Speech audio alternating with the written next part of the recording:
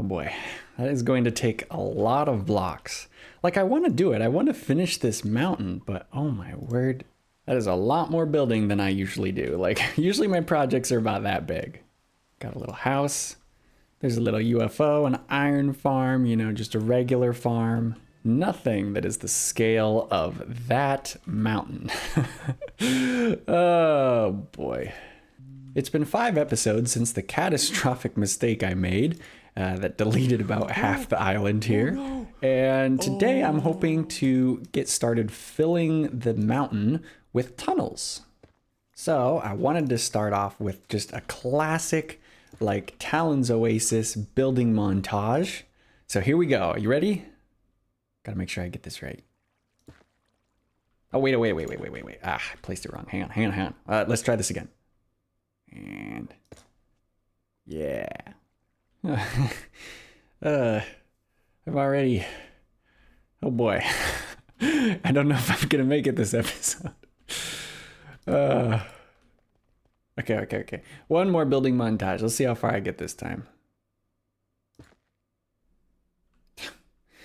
Oh my word, I'm out of basalt already. I got an entrance, sort of. Something's wrong up here. I'm not sure what to do. Oh my word, and I still haven't even got to this section. There's so many blocks that need to be placed. And it's for a good cause too. Like, the thing is, the tunnels are actually really important to our island. This is my main area. There's like a little tunnel here. I didn't really want to design an outside, so I built into the underground here, which is, you know, my normal practice. We have all these little tunnels that go out in different directions. Why are the tunnels here? What caused them? Why is everything so tunnel-like? I mean, there's like even caverns down here almost. Like, this is like a cavern that I've transformed into some other fancier room, right? If we go outside, we have this volcano that has sort of like heated the water so much that all this kelp can grow. I mean, coral, although probably we should add kelp eventually. But we have like a lot of these different pieces.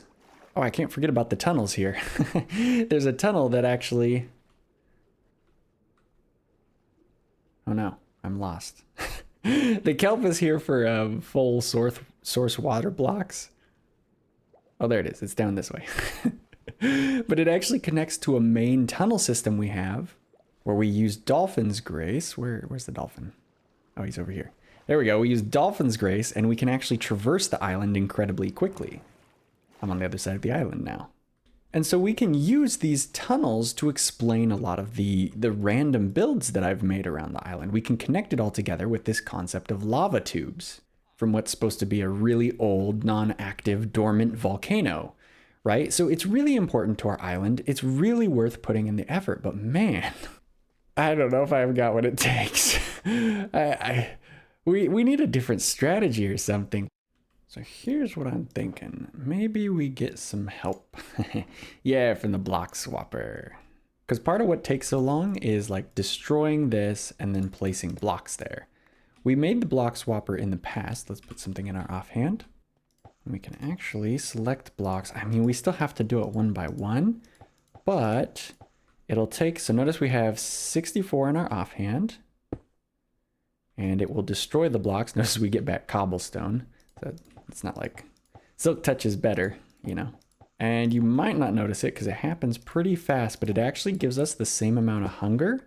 Do you see the hot bar or the food bar changes? I'll do it again. Same amount of hunger as if we were placing those blocks manually and breaking them.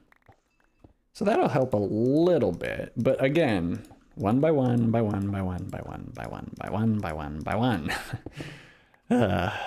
And the thing is, this is command block survival, so we can come up with creative solutions as long as we have a fair trade-off. So I was thinking, what if we like are able to select an area and then replace that whole area? Now that's pretty powerful because it saves us a bunch of time, right? We don't have to one by one click these and it's a lot easier and it's basically just a better version of this. Oh, whoops, I ran out. Yeah, when you run out, then it won't replace the blocks. It's a pretty good trade-off, the default system, which is why I don't want to replace the current right-click functionality. Now, if we wanted to set up an area, you think we would right click. So maybe we should try switching this into a different mode. And I was like, oh, what's an easy way to switch modes? We need something that's visual that can actually indicate to the player that something has changed, as well as something we can track. So let's see if this works. Oh, it does. So now we have a different block model here. You can see we have the warped fungus on a stick. And we can still do the whole right clicking and stuff, but now we can track that change and then apply different commands to it. Okay, I'm not sure. I may have just, looking into this to make the second mode, I might have just fixed this. So it's durability 0. It shouldn't work, and it does. That's a bug. And apparently there's an inverted check. It checks for durability 0 on the equipment slot for what was previously chest, meaning my chest plate slot. It should be checking for the main hand. I don't want to actually break this thing, so we'll just swap one block. That's not good. Well, you'll notice how it wasn't showing the outline. Bug fixed. Yay. Man, enchanted fishing rods are just so hard to come by. Like, where are you going to find like a mending and unbreaking 3? Yeah, it's not like you used to be able to just fish these things up at fishing farms or anything like that. That would just be, you know, too easy. Oh, here's another one.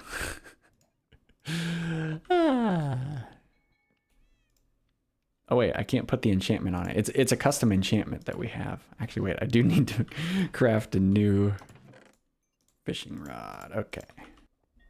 There it is. Ow, inventory.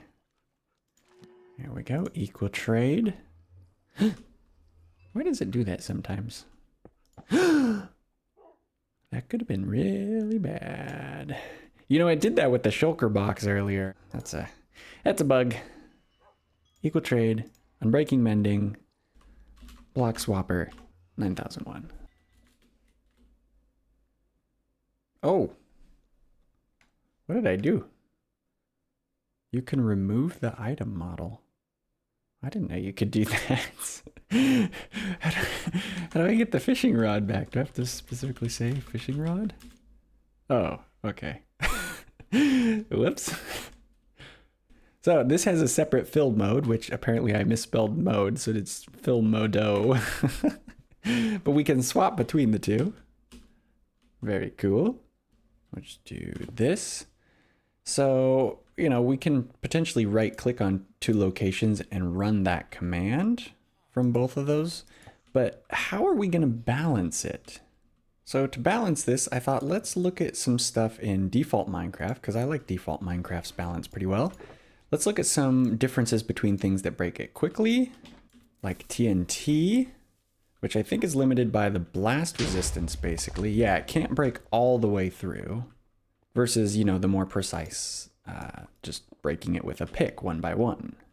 So the way TNT is balanced is it has a additional price. You know, you have to actually craft the TNT every time you want to explode it instead of just having a pick that can always mine. So there's an extra resource cost. That's one way.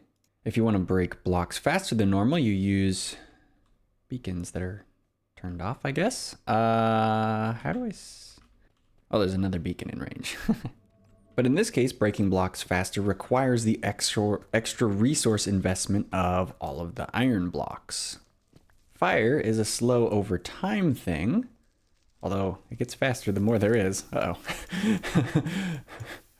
Sponges can only replace a very specific type of block, and they require resetting, and honestly, this is kind of a lousy trade-off. Most people don't use this unless they really, really, really need it. So this might be an example of a more extreme trade-off. So basically, extra resources and specific target. So we could maybe work with that. If we do replace, and then let's say we only replace cobblestone in this instance, we can still do destroy.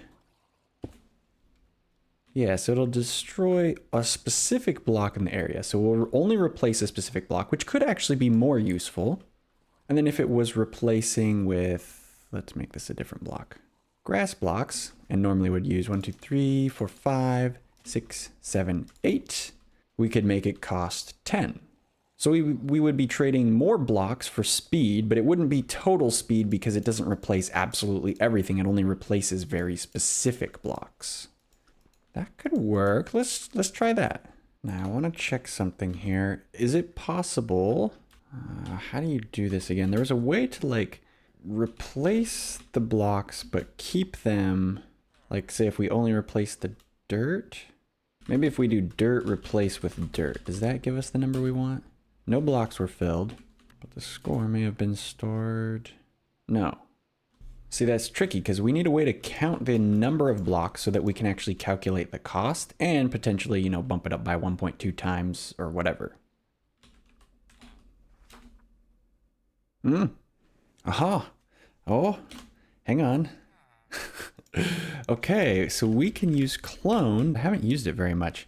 It's a filtered option. So we can say only clone the dirt blocks. And normally, if you don't include force, if we just do normal, it'll say, no, the source and destination areas cannot overlap. And we can say, no, we're going to force you to clone those blocks. And it tracks. It's like, hey, there's 3 blocks there.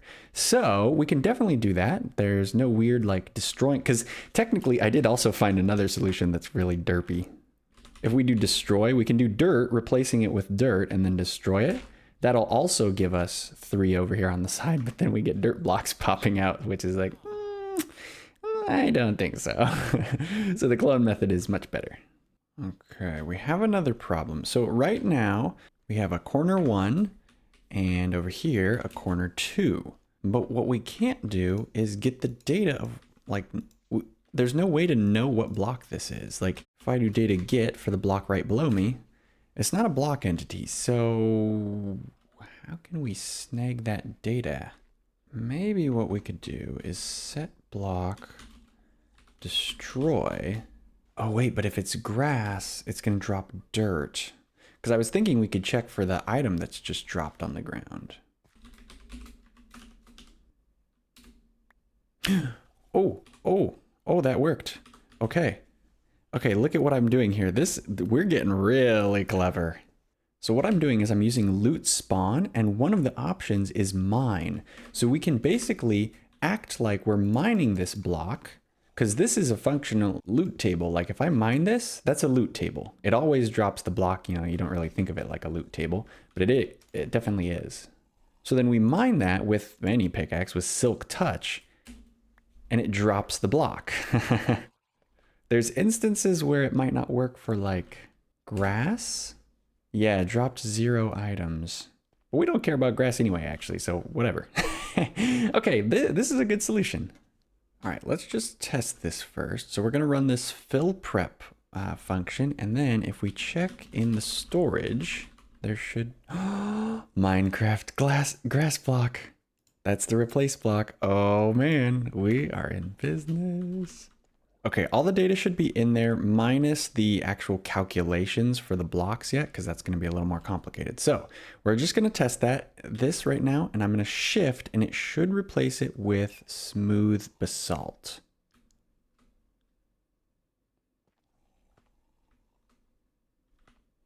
Well, if we look in the data, it gets smooth basalt correctly. It gets the grass block correctly.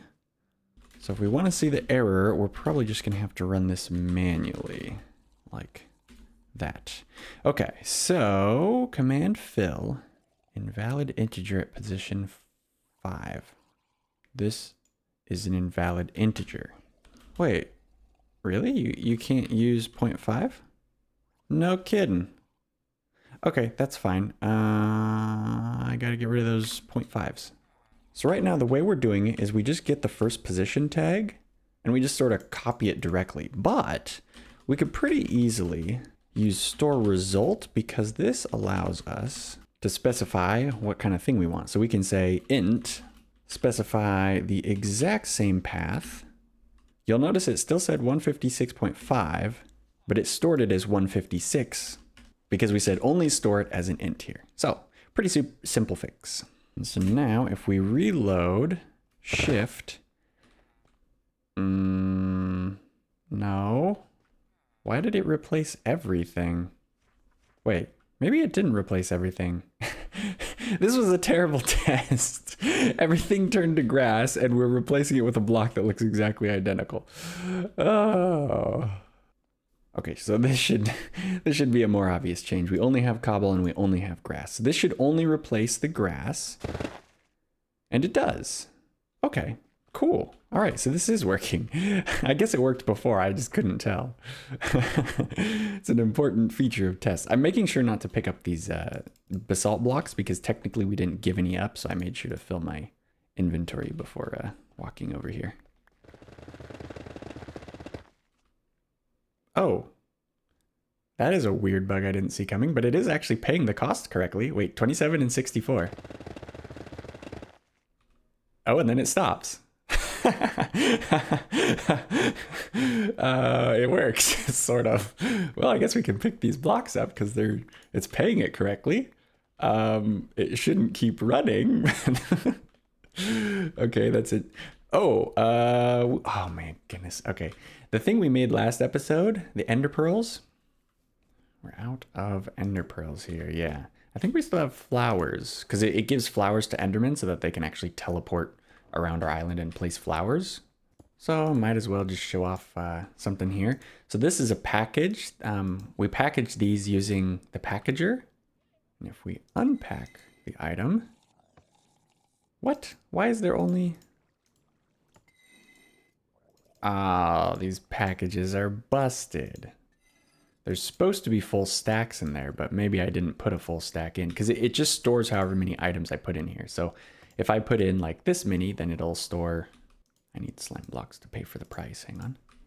Everything's got to have a trade-off. So if we pack it up, I thought I fixed that bug. Well, anyway, if we unpack it, now it'll have... Everything's not working! Oh my... I think it works with if there's at least a stack of 2. Yeah. I'll fix the bugs off camera. But basically, we just store items and then we can get them out later. And you see it stores the exact amount that we put in there. I thought I had full stacks of ender pearls, but apparently not. I just got to put in something, sort of a stopgap here. Could I be using this time to build blocks instead of messing around with other things? What are you doing asking reasonable questions like that? I didn't realize I was going to burn through ender pearls so fast. I might have to set up a more serious deep storage than just 2 double chests. What just happened over here? I think I know what's wrong over here. So let's take a look at the clone command. So if I copy the coordinates in, the first set of coordinates, that's this corner and that corner. It tells it what to copy. The third coordinate says, here's where you should copy it. But notice how you only have to provide 1. Just for demonstration purposes, I'm going to put this up 1 block. So if we copy from here to here, look at that. It shows up over there. And that's because it always assumes that this third coordinate is the negative side of each axis. So right where all those 3 bars meet. So it assumes that we're actually giving it this coordinate, which we're not. We're giving it this one. And obviously this could change, right? You know, if we do this and this, it doesn't know. Then the third coordinate's over here. So that's a bit of an issue. Effectively, we need to calculate this somehow, maybe. Maybe by putting those numbers in scoreboards? So what we need is the smallest number. So if we compare these 2 numbers, 5 for test and 3 for me, I'm hoping that this will change the test number to 3. Oh, wait. Does this set it to whatever the lowest is of the 2? Aha! All right. There we go. Okay, I'm a bit nervous. There's a lot of calculations, but hopefully there shouldn't be a bunch of sponge blocks that appear over there. So here we go. Let's shift. Oh, okay. The calculations work. So we can speed along the process of swapping blocks over. Oh, I'd only changed the dirt and not the grass. Okay. Nice. So that speeds us along pretty fast. I still have to do some placing because this can only replace blocks that exist, right? So it might be helpful if we had like a tool that created blocks somehow. And then maybe we could replace them with our Blockswapper. And there's an idea I've had for quite some time that I think would be really cool. If we had, say, a TNT that when it exploded, it actually like placed blocks like as the explosion. Now there's no great way to track the pattern that a TNT explosion normally makes because it's usually in sort of this diagonal shape, and as you saw, we are changing in a box-like shape. Like that. So we need some way of like placing blocks, because I don't want to place them all individually. That is just, ugh, no thanks. Wait a second. If we just place some, like a feature. Oh, it only replaces stuff. Wait a second. This might work. We might be able to use a feature to place those blocks for us. Ooh, pile might even be better. Ow. What? I'm inside of blocks. I can't move. What's going on? Okay, that feature's glitchy. Now, is that the perfect shape or what? So in the Nether, there's these like basalt blobs and blackstone blobs where it sort of replaces a giant chunk of the netherrack with basalt or blackstone. And the shape is just, that's exactly what I was thinking of. Okay, this is weird. So I have an advancement that you can see it says goo. So that's going to trigger all the commands that we need. And anytime I place a slime block, it triggers. We of course only want it to trigger under certain conditions. So I gave it some custom data here. And the advancement is updated for that, but it doesn't trigger. And I'm not sure if that is because the custom data isn't there as soon as the actual slime block is placed. It's only there before placing. We may have to resort to trickery. This thing is not what it appears at all. Oh, look, it's a block that we can place. Thing is, this block actually, oh, you know what? We better do this somewhere semi-safe. So if you look closely, you'll notice it's a slime spawn egg. Oh, okay, so you're using a slime to track like when to trigger everything. But no, actually it summons a prime TNT that then explodes into, into some slime. There's actually supposed to be a sound effect that didn't trigger. So the way that these work, by the way, is if we just do that, you can see it's only replacing air blocks. I think it'll have like a much more satisfying effect with the sound, but like I was saying, it doesn't. Yeah.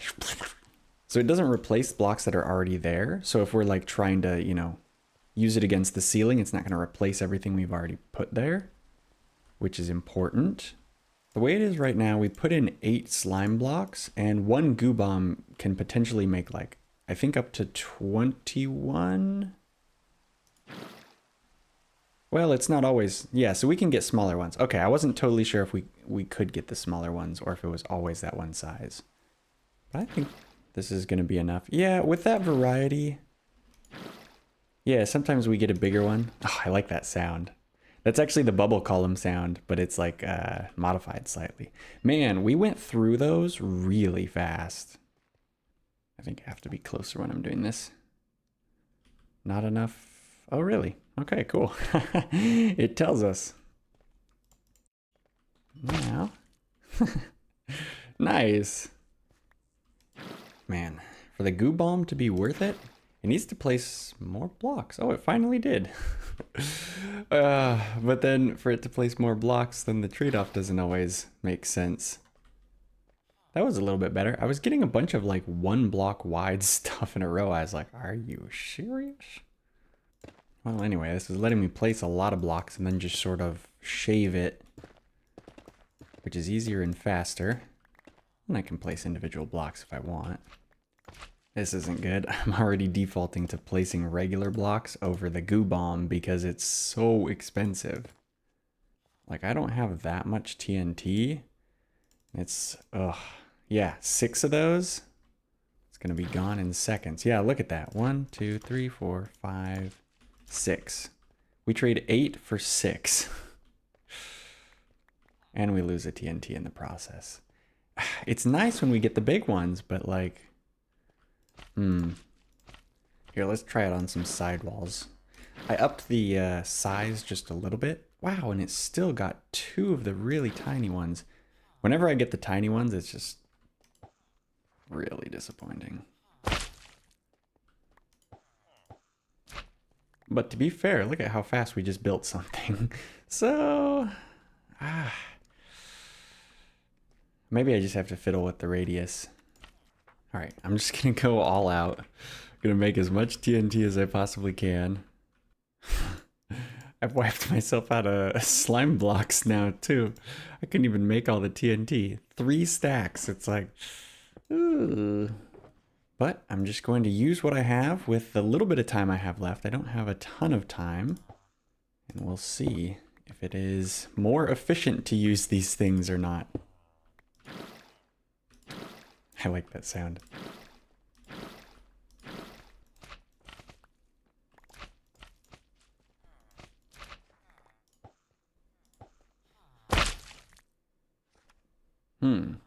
Well, I just finished this pretty quick. How does it do with staircases? Seems better to start from the bottom. The shape it made is pretty cool, actually. Probably only going to shave off just a little bit here and there. Oops, that's not a regular slime block.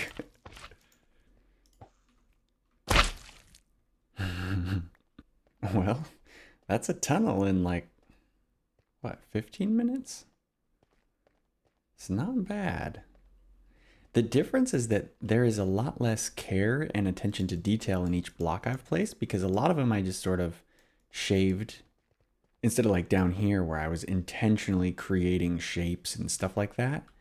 So I don't know. I'm curious to hear what you guys think, you know. Do you like this more randomness and like, I guess, less smooth? Because I can smooth it out more. It's just interesting how the styles are like noticeably different in terms of the shapes. Now this is really satisfying. The more blocks I do that with though, the more the 1.2 times block cost has an impact. So gotta be careful. And in another 15-ish, maybe a little more, I made this area, ran out of smooth basalt. Oh boy. So while I would say that this is definitely faster, like it was worth making the 2 gadgets that we did, it's more expensive, like noticeably more expensive. You don't really notice it while you're building, and then you're like, wait, I had so much basalt, where did it go?